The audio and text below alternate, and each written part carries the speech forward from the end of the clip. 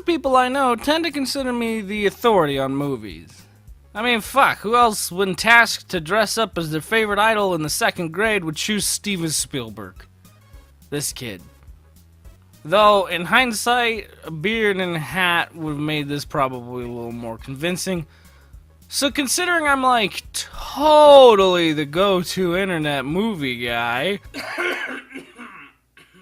So considering I'm like a super huge fan of Jurassic Park... No, seriously, go check out my gaming channel where I played a title called Jurassic Park the Game 3 times. So given that I'm pretty knowledgeable about the movie pictures and I'm quite an expert on this guy, Steven Spielberg, I think it's safe to say I can directly commentate on the newest Jurassic Park movie to be coming out in the near future. Like next week. So let's just sit down and take a look and ask ourselves the question, will Jurassic World be any good? But first, we gotta take a retrospective. Number 1, Jurassic Park. Subtitled, You Bet Jurassic's Good. The first Jurassic Park is so good. It's a masterpiece of modern cinema. It blended special effects and practical ones to create dazzling visuals and masterful shots. It was full of action and suspense, but also honed in on the character development and plot, making it honestly one of the greatest films of its time. It's actually really hard to find criticisms with it. I mean, I enjoyed the film as a kid, watching it on VHS, honestly as much as I did seeing it as an adult in theaters when it was re-released in 3D. It was so good, I was willing to pay good money to see post-production 3D Jurassic Park just so I could see Jurassic Park on the big screen, because I never did before because I was a baby. Jurassic Park did what it set out to do, and it did it so well that it is clearly to be heralded as a classic and obviously worthy of all praise. Number 2, Jurassic Park The Lost World. Subtitled, You Bet Jurassic Didn't Live Up to Expectations. Now, you've probably seen JonTron's review of Jurassic Park The Lost World. And if not, go check that out. Okay, there'll be a link in the description. Dude's hilarious. Okay, but he basically hits on all the points that I would hit. And considering that this isn't a video review of this particular movie and just, you know, sort of like a sub-review, I'll just let him do the talking and take all the credit. Okay, that's pretty awesome. Honestly, it feels pretty fresh. Feels new. Feels right. This is what the whole movie should have been. Something new. Not something old, but worse. Obviously, this right here doesn't have the substance and carry a feature film, but heck, man, it's a start. That's exactly what I felt like after finishing the film. It had its moments, but honestly, it was just boring. Filler crap. Until the very end, when the T-Rex goes on a rampage in San Francisco. That was cool! And it was fresh and new, but ultimately, it didn't really give me the same satisfaction that the first one did. Number 3, Jurassic Park 3. Subtitled... it had dinosaurs? And now again, throwing credit to someone else's video, if you've seen the Nostalgia Critics review of Jurassic Park 3, then you already know what this movie did to disappoint audiences. But sure enough, who makes another appearance? I'm a motherfucking T-Rex! I'm a motherfucking shit!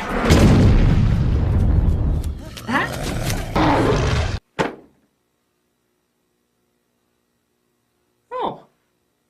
No. That didn't just happen. It took the series away from what felt like, you know, its roots. It was the first film to not be based on a Michael Crichton novel and not be directed by Steven Spielberg. And it shows.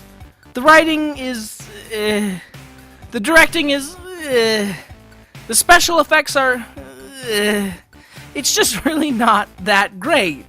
Plus, the Nostalgia Critic gives us another great point when he says, This whole movie is like a Jurassic Park paint by numbers. There's no flow or segue, it's just hitting the points you know you need to hit. Hit the build-up, hit the big dino moment, hit the little dino moment, hit the ooh-ah moment. Jurassic Park paint by numbers. Hit the points you need to hit. You know, Funny enough, John said something like that in his review about The Lost World. Jurassic Park: The Lost World quite simply feels like it's just going through the motions. It's almost as if someone misinterpreted the best parts of the first movie and tried to make a second film based solely on those elements. I think I'm seeing a pattern here. So there you go. Jurassic Park was amazing, and its sequels were pretty bland and uninspired, trying only to capitalize on the original success. So then what could we possibly have in store for the next film? Well, we only have so much information to go on, so I'm only going to use the latest trailers to give you my honest opinion on what the movie is going to be about. And then, when we all go to see it on June 12th, we can decide if I was right or not. Hint, I'm probably right. I'm really proud of you for going on this trip. This is a clear harken back to Jurassic Park's utilization of the kid characters. I worry here, though, because we don't know the exact relation they'll play into the story. From what I've read online, these are the nephews of Bryce Dallas Howard's character and are attending the park to the fullest thanks to their aunt being the operations manager. Much like how Lex and Tim were grandchildren of John Hammond. What made the connection between the main characters and the kids so likable, especially that of Dr. Grant's, were that we'd already seen that Dr. Grant had an aversion for children, for family, and was cynical. At the end of the film, he's grown fond of the children, and as a character, become more human in his understanding towards other people. The problem with including child actors in films like these is that they are never really experienced enough to deliver lines and performances as nuanced as their adult counterparts. It isn't to say that they're incapable, but rather precedent truth tends to precede them. Jurassic Park always seems to want to include a spunky kid character, probably to give younger audiences a member of the cast to connect to, and that's fine. But where Jurassic Park gave us Tim and Lex, and Grant's bonding adventure to allow us to see them all grow, Lost World gave us a daughter for Ian Malcolm we didn't know about until, this film, and in Jurassic Park 3, it was the kid of the characters who really early in the film are revealed to be just lying assholes, who we also have no idea their kind of relationship until the film gets going. If Jurassic World wants to succeed, we need to make sure that these kid characters are given enough screen time and development with the characters around them, else they'll feel either like emotional props to make the audience care just solely because they're little kids, or they give terrible performances and they'll be ridiculed and hated because there's no good plot reason to back up them being there. You're gonna have so much fun. And remember, if something chases you,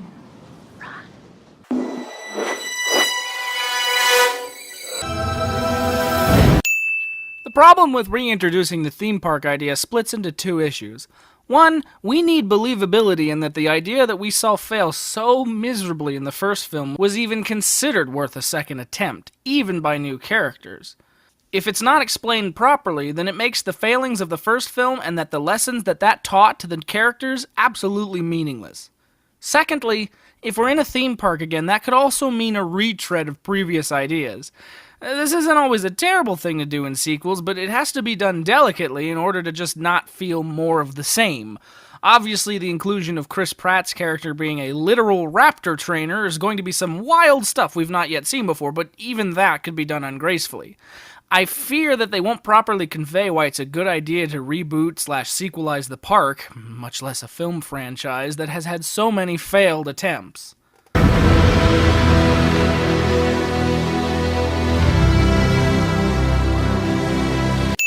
There's a bunch of fucking people.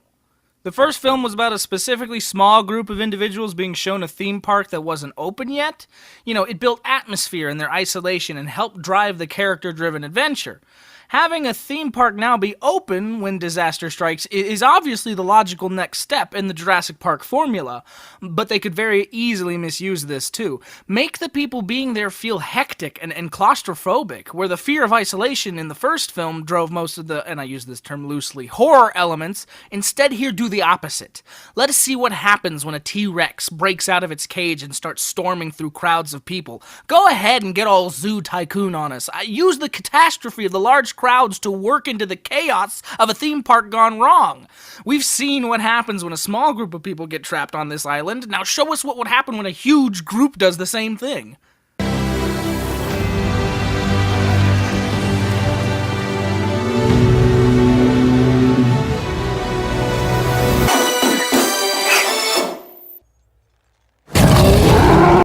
This this shot that you're looking at right now does not impress me. I mean, it looks good. Don't get me wrong, it looks really good. But it also looks really fake. Or, you know, at least it's computer generated enough that my brain knows it's fake.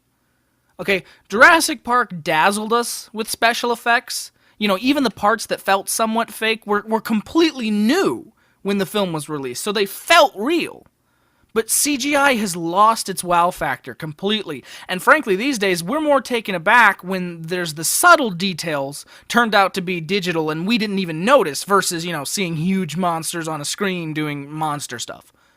If a film is going to rely on CG effects, that's fine. They're just another tool in the filmmaker's tool belt, I get that. But be warned, they cannot carry a story on their own. I mean, they never really could, but even more so now when it's just old hat. I don't need the moments in the film that are like here in this part in the trailer. I really honestly hope that this was just made specifically for the trailer because, you know, it's so fake. We need a good story and good characters, else good action will just fall flat and be completely boring.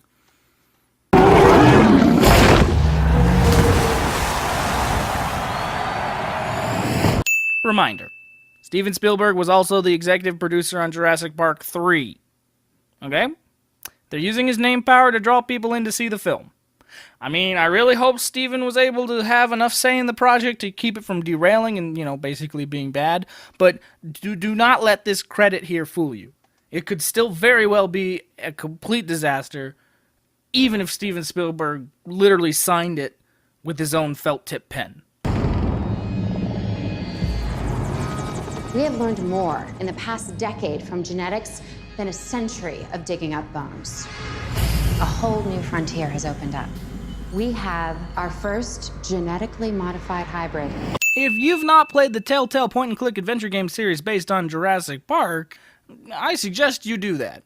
I mean, if you liked the Walking Dead game that they made, or the Back to the Future game that they made, or the Law and Order game that they made, or the Wolf Among Us game that they made, or really anything with a previous license that they touch usually ends up being pretty good. That being said, this is almost the exact plot from the Jurassic Park game in a nutshell. That game takes place during the first film where the power goes out and the dinosaurs roam free, but there's also a genetically modified dinosaur that's gotten loose and didn't have its contingency plan or whatever, so they were afraid that it could get off the island. Now, ultimately, I'm going to assume that they took some liberties, or probably more likely flat out completely ignored the video game, and that this is probably just a coincidence, but I just thought that I'd point that out. When you're seeing the film, and if you've also played the game, see if there's any parts that end up being similar, and if so, note to yourself whether the game did it better or if the film did. It's always good to have a frame of reference when watching movies critically. You just went and made a new dinosaur? Probably not a good idea. Almost 40 feet high. Really think she climbed out? Depends. On what? What kind of dinosaur they cooked up in that lab.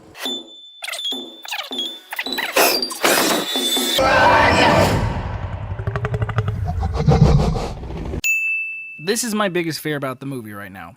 So far, the trailers have been nothing but showing that the film is going to follow most of the points of the original film with some minor alteration.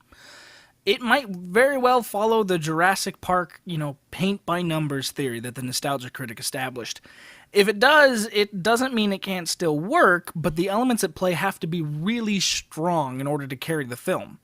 I'm tentatively excited that this film does seem to be using the classic example, but I'm afraid that's all they're going to take from the original franchise and leave nothing else to offer.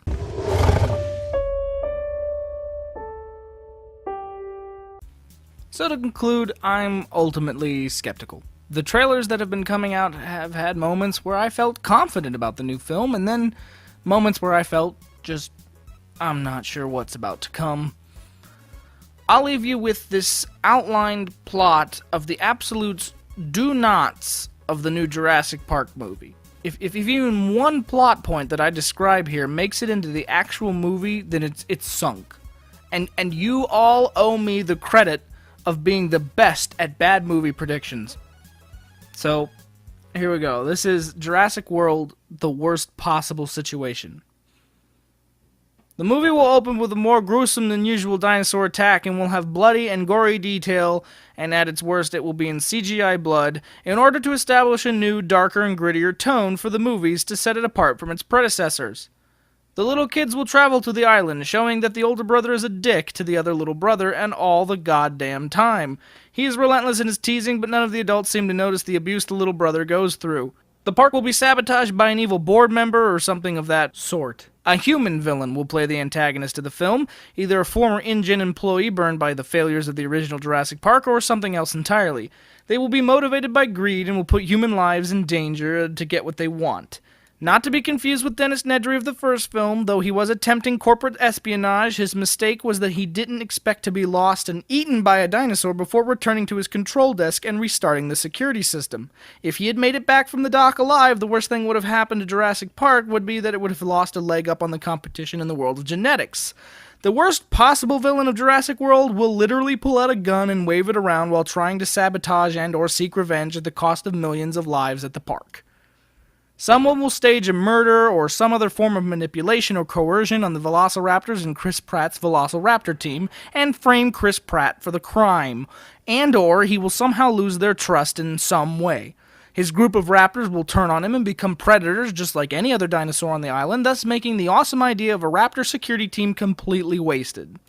Towards the end of the film, the older brother will be in some grave and dangerous situation and the younger brother will be the only one to save him. The older brother will apologize for all the years he's tortured the little brother, either blaming it on some outside force, or worse, that he was always just jealous that the little brother was better than him at something.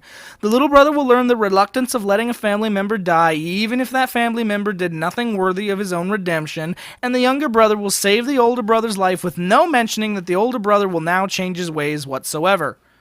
The evil villain mentioned before will be caught monologuing about his stupid plan and or just be lamenting on how evil he really is when a T-Rex or the mutated new dinosaur will burst in and eat him in the last minute, as if the dinosaur was somehow totally able to speak English, understand timing, and redeem itself all in one fell swoop.